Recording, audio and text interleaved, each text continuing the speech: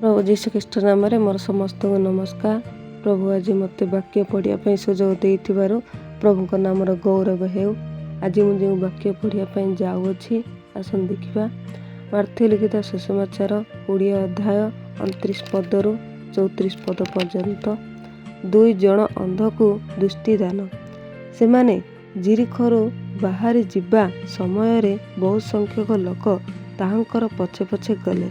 आउ देख पथ पार्श्वरे 2 जन अंध यीशु सेही पथ देई जाउअछन्ति बोली शुणी उच्च स्वर करी कहिले, हे प्रभु दाऊद संतान आम मानकु दया करंतु।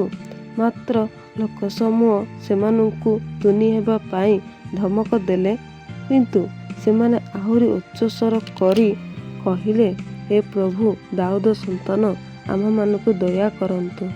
सेथिरे यीशु ठिया होई सेमानकु डाकी पचारिले, मु तुम्हमानक पाई कौन करिबि बोली तुम्हे माने इच्छा करूअछ।